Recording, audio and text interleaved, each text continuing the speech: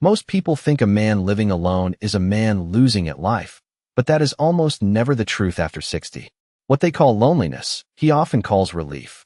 At 68, Richard Hayes wakes up in a quiet house just outside Columbus, pours black coffee into the same heavy mug he has used for years, and sits by the kitchen window without a single knot in his chest. No tension, no guessing games, no emotional weather to monitor before the day even begins. And that peace is exactly what most people do not understand. They look at a man like Richard and assume he is starving for companionship, that deep down, he must be aching for someone to fill the silence. But silence is not what scares him. Silence does not drain him. Silence does not make him question himself. Silence does not turn a home into a place where he cannot fully rest. What Richard fears is not an empty room. It is the kind of love that enters your life loudly and slowly steals your clarity, your routine, your energy, and eventually your sense of self. Younger men often chase intensity because they mistake it for connection. Older men have lived long enough to know better. They know that not every spark is warmth. Not every attachment is safety. Not every relationship deserves access to the peace it took decades to build. Richard is not hiding from love because he is broken. He is careful because he remembers what chaos costs. And once a man has paid for that lesson with enough years, enough sleep, and enough emotional wear, he stops fearing solitude. He starts fearing anything that feels more expensive than being alone. There was a time when Richard did not think this way at all. A time when a quiet house felt like failure, and an empty evening felt like something that needed to be fixed as quickly as possible. Because when he was 30 or even 40, silence did not feel like peace. It felt like something missing, something incomplete, and back then he believed what most people still believe, that love was supposed to fill every gap, that the right person would bring energy, excitement, and meaning into his life. And for a while, it did, or at least it seemed that way on the surface, because intensity has a way of disguising itself as connection when you do not yet know the difference, and Richard chased that intensity like most men do, thinking that if something felt strong enough, it had to be right.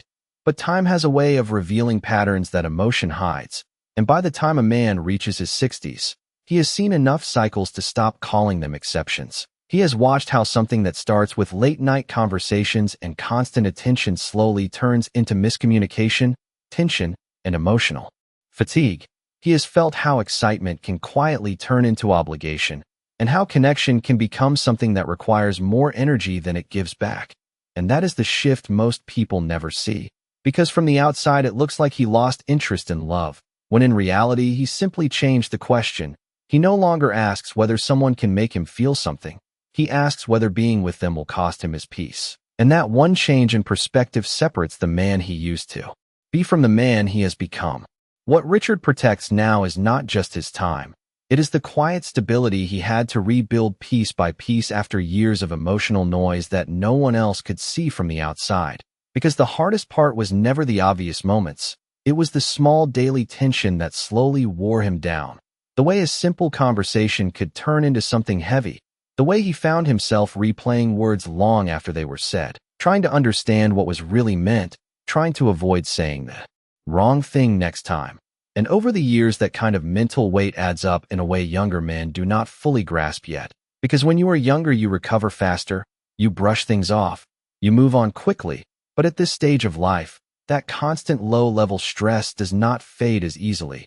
It lingers. It affects your sleep, your focus, your ability to enjoy even the simplest parts of your day. And Richard remembers that feeling clearly, not as a dramatic memory, but as a steady pressure that never quite turned off. And that is the part most people miss when they talk about love. They talk about connection, about companionship, about not being alone, but they rarely talk about the cost of being with the wrong person. The cost of always adjusting, always managing, always carrying emotional weight that was never meant to be yours alone. And once a man has experienced that deeply enough, he stops romanticizing the idea of togetherness. He starts measuring everything against a single standard. Does this make my life lighter or heavier? And if the answer is heavier, no matter how subtle it is at first, he pays attention, because he knows exactly where that path leads, and he has no interest in walking it again. Richard learned that not all tension announces itself loudly. Some of it arrives quietly, wrapped in charm, in attention, in moments that feel meaningful at first. And that is exactly why it is so difficult to recognize in the beginning, because it does not start as a problem, it starts as connection. And that is where Linda came into his life, not as chaos, not as something obvious, but as someone who made him feel seen again, someone who brought back a sense of excitement he had not felt in years. And for a while it felt harmless, even refreshing. The conversations were engaging, the attention felt genuine, and there was a part of him that wondered if maybe this time would be different. But experience does not erase feeling. It simply sits in the background waiting to confirm what patterns eventually reveal, and slowly, almost imperceptibly, the same familiar shifts began to appear. The slight misunderstandings that required more explanation than they should have, the subtle changes in tone that made him pause and reconsider his words, the moments where he found himself thinking ahead, not about what he wanted to say, but about how it might be received. And that is when clarity began to return, not as a sudden realization, but as a quiet recognition, because Richard was no longer the man who ignored those signals. He did not dismiss them as overthinking. He did not convince himself that patience would fix everything. He had lived that version of the story already. And this time he saw it for what it was, not a deepening connection, but the early shape of something that would eventually demand more from him than it could ever return. And that understanding changed how he responded, not with anger, not with resistance, but with distance, because at this stage of his life, he does not wait for chaos to fully arrive before he chooses peace. There was a time when Richard would have interpreted that feeling as something to push through, something to fix, because younger men are taught that if something feels complicated, it must be meaningful, that if it requires effort, it must be worth it. And that belief keeps them chasing situations that quietly take more than they give. But age changes that equation in a way nothing else can, because it replaces hope with pattern recognition. And Richard has seen enough to understand that intensity is not the same as intimacy, that emotional highs often come paired with equally draining lows, and that what feels exciting in the beginning can become exhausting over time. And this is where most people get it wrong. They assume a man steps back because he no longer feels anything, when in reality he feels too much of the wrong kind of thing, the tension, the uncertainty, the subtle pressure to manage someone else's emotional state. And that is not connection, that is maintenance. And maintenance at this stage of life is expensive in ways that are no longer acceptable, because Richard is not trying to build something from nothing anymore. He is trying to protect something he already has, and that is a stable mind, a clear routine, a life that does not require constant adjustment just to function. And once a man reaches that point, he stops being impressed by chemistry alone. He starts looking for consistency, for ease, for something that does not require him to sacrifice his internal balance just to keep it alive. And if that is not present, he does not argue. He does not try to force it. He simply steps back, because he finally understands that not every connection deserves to be continued. What Richard understands now is that the real damage was never just about how a relationship ended. It was about what it slowly required him to become while he was inside it. Because over time he had learned to adjust in ways that felt small in the moment, but added up into something much bigger. He learned to hold back certain thoughts to avoid unnecessary tension, to soften his words so they would land better, to anticipate reactions instead of simply being present, and without realizing it. He was no longer moving through his own life freely. He was navigating it carefully. And that shift is subtle but profound, because it replaces authenticity with performance. And once a man has lived that way long enough, he does not forget how it feels. He does not forget the quiet exhaustion of always being slightly on guard, always managing, always calibrating. And that is the part he refuses to return to, not because he is unwilling to connect, but because he is no longer willing to trade his sense of self for the sake of keeping something together. And this is where most people misunderstand him again. They think he is avoiding closeness, when in reality he is protecting identity. He is protecting the version of himself he had to fight to rediscover after years of putting it second.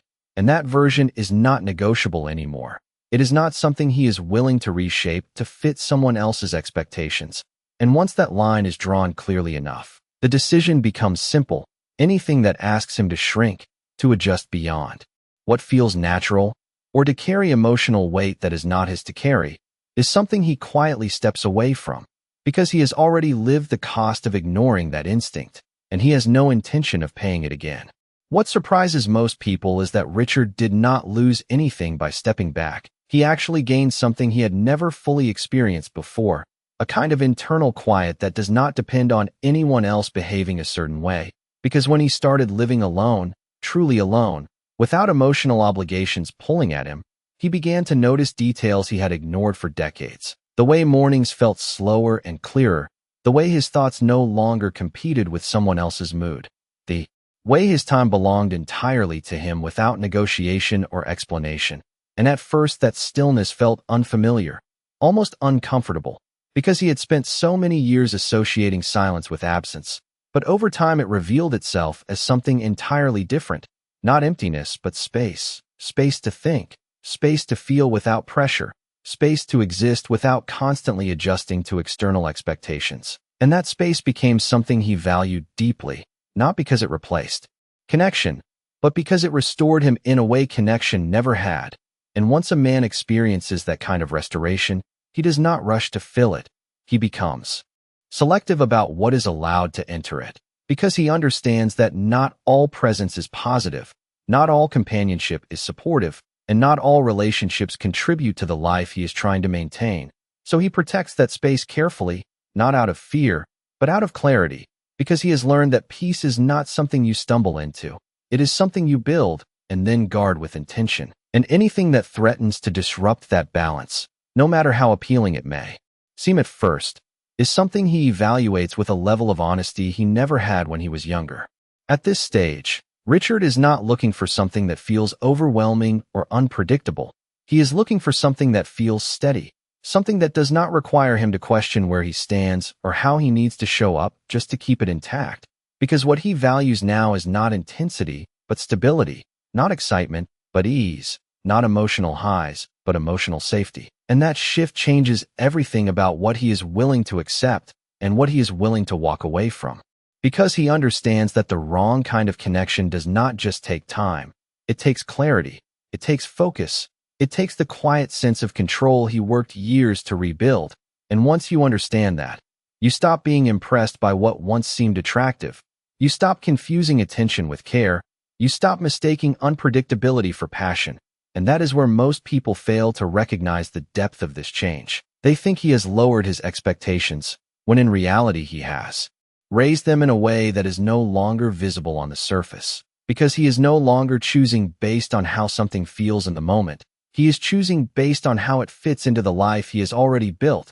And if it does not align with that, if it introduces even a subtle sense of imbalance or pressure, he does not try to negotiate with it. He does not try to reshape it into something it is not. He simply lets it pass, because he has reached a point where protecting his internal state is more important than proving he can still connect. And that is not detachment. That is discipline. That is a man who finally understands what it means to choose peace over potential. By the time the sun sets and the house grows quiet again, Richard does not feel like something is missing. He feels like something has been preserved, something he almost lost once and had to rebuild slowly over years of reflection, distance, and hard decisions that most people never see. Because from the outside it always looks simple. It looks like a man choosing to be alone. But from the inside it is something entirely different. It is a man choosing not to return to a version of his life where peace was negotiable, where clarity depended on someone else's mood, where his sense of self could slowly fade without him even realizing it. And that is the truth most people never take the time to understand, because they are still measuring life by presence instead of by quality, by whether someone is there instead of how that presence actually feels over time. But Richard has already lived both sides of that equation. He has experienced what it means to share space with someone and still feel mentally crowded, emotionally drained, and quietly disconnected from himself. And he has also experienced what it means to sit alone in a quiet room and feel completely settled, completely steady, completely at ease. And once a man knows the difference that clearly, the choice is no longer complicated. It is not about avoiding connection. It is about refusing to accept anything that disrupts the foundation he built, because he understands something most people only realize too late. That peace is not the absence of people. It is the presence of alignment. And anything that breaks that alignment, no matter how appealing it looks at first, is simply not worth the cost anymore.